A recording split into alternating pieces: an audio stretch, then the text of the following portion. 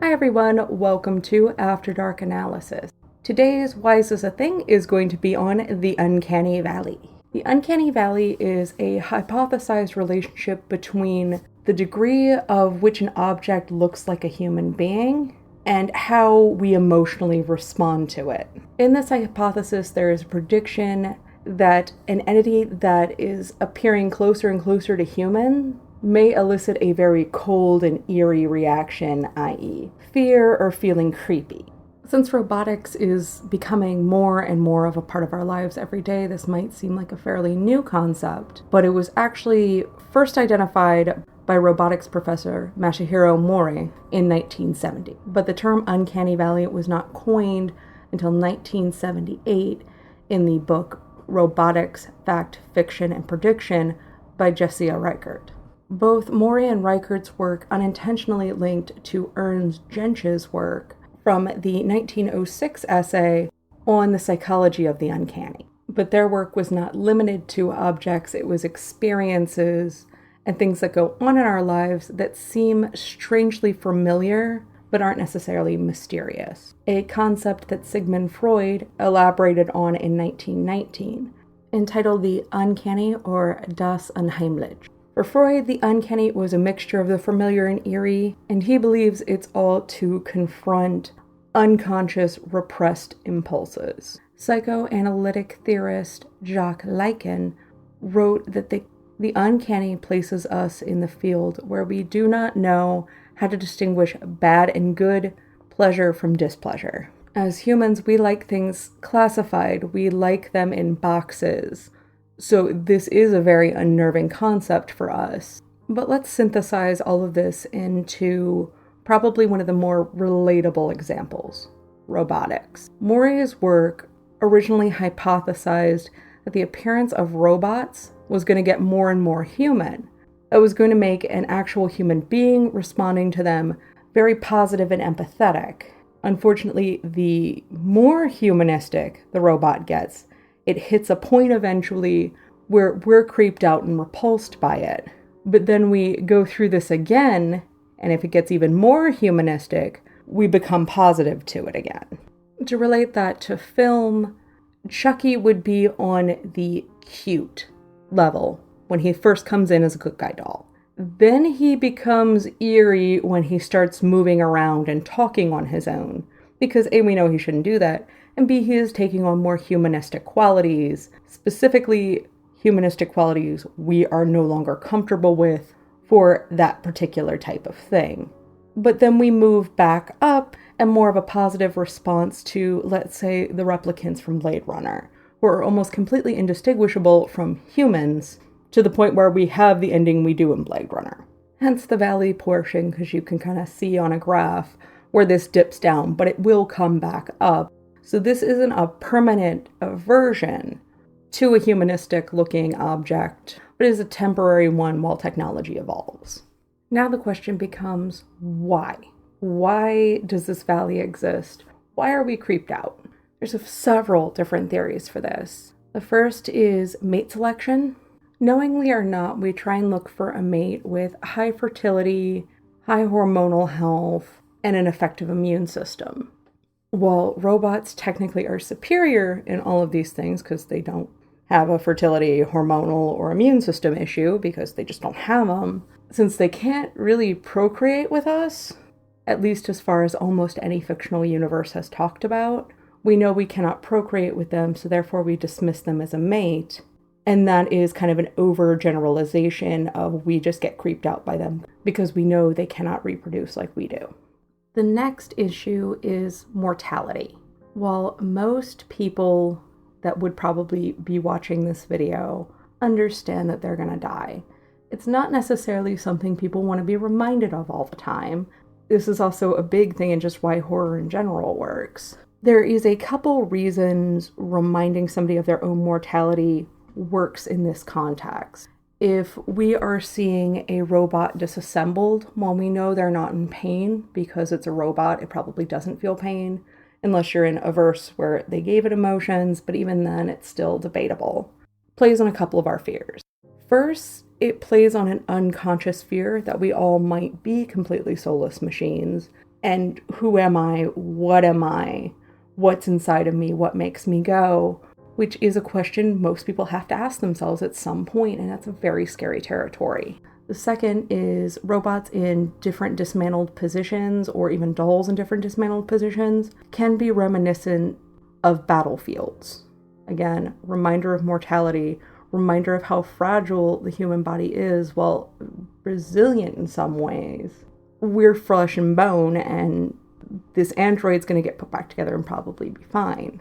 Another reason is, as we talked about earlier, Blade Runner. These robots end up being kind of copies of actual people, so there is that doppelganger effect. And it elicits this fear of just being replaced at work or in your relationship or in your life. This idea came heavily into play in the 2009 film Surrogates. While yes, those people were kind of actively replacing themselves, there was this underlying issue of what if I do want to go out in the real world and break the social norm. And the final kind of major reason for this is when we're dealing with robotics to a certain degree, especially if we're talking about them in a dismantling or defective scenario, the motions can be very jerky, almost like a pop and lock thing, but instead of them dancing, that's just how they move. And that can remind us of how fragile our bodies are and how we can completely lose control of our bodies, really at any time, completely by chance through disease, accidents, and loss of bodily control is unfortunately a byproduct of aging, which we're all going to have to experience. Speaking of the deterioration of the human body, the next point is pathogen avoidance. Just like mate selection, our brain inherently tries to avoid things that could make us sick. So if there's a defect in the robot, it can indicate disease. While we as logical human beings might know full well that a robot just looking human does not mean they're in relation to us genetically, our hindbrain does not know that.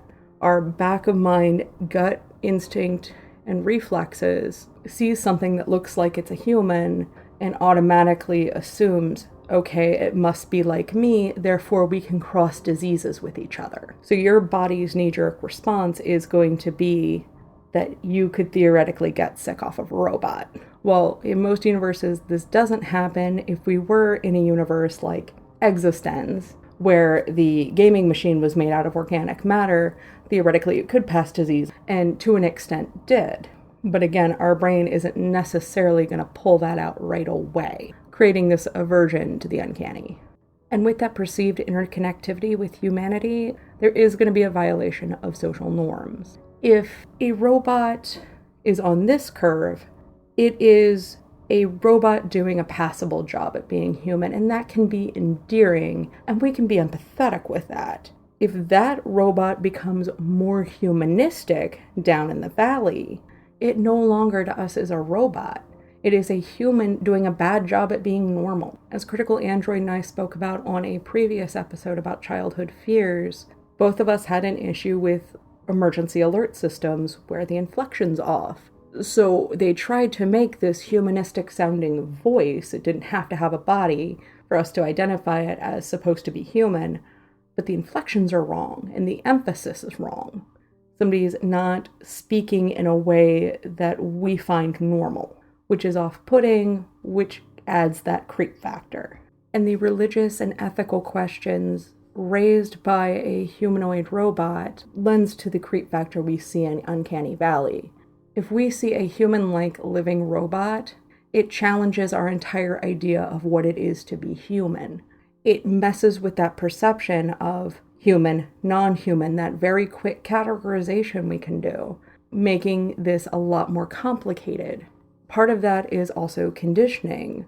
Most folklore contains some kind of warning about making something too human. Look at the myth of the golem in Judaism. While its actions are in the hands of its creator, the golem has an absence of human empathy.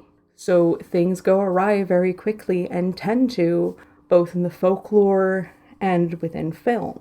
So no matter how good the intentions were upon creation, the golem will go awry eventually, hurting actual human beings. And that is a hard conditioning to fight because most folklore and most religions have some kind of story like this. Having grown up with the notion of humanoid thing can turn evil very quickly, how many sci-fi films have we seen with robot uprisings and them trying to take over and replace the human race by violence and force, because again, lacking empathy. In 2009, tests were conducted on monkeys. 5 monkeys were shown 3 different images. One was a 3D monkey face that was realistic, the other was a 3D monkey face that was unrealistic, and the last was an actual photograph of a monkey's face. The researchers used how long the monkeys stared at each image as an indication of aversion or interest. The one they stared at the least was the 3D rendering of the monkey's face. So the photograph of the actual monkey and the abstraction, unrealistic monkey face were less objectionable to them. In 2011, another study was conducted by researchers at University of California, San Diego, in conjunction with California Institute for Telecommunications and Information Technology. They measured the subjects' reactions to the Uncanny Valley with an MRI. The MRI showed the part of the brain that was most active when experiencing the Uncanny Valley was the parietal cortex, specifically the areas that connected with the brain's visual cortex. The problem was the brain was having issues fully computing and comprehending what the eyes were seeing. They were seeing a humanistic robot. The researchers have theorized that our brain unknowingly has certain expectations we expect to be met when looking at what we believe to be another human being. And if the look and the mannerisms aren't congruent, it will confuse us and create that sense of unease. With these studies on how our brain works and perceives things, explains why a concept brought forward in the early 1900s is still completely effective and still creepy today. So what do you think? Have you ever experienced the Uncanny Valley? If so, what was it a reaction to? Leave your comments down below. As always, if you like what you're seeing, please hit like, comment, subscribe. If you don't like what you're seeing, please let me know. Thank you.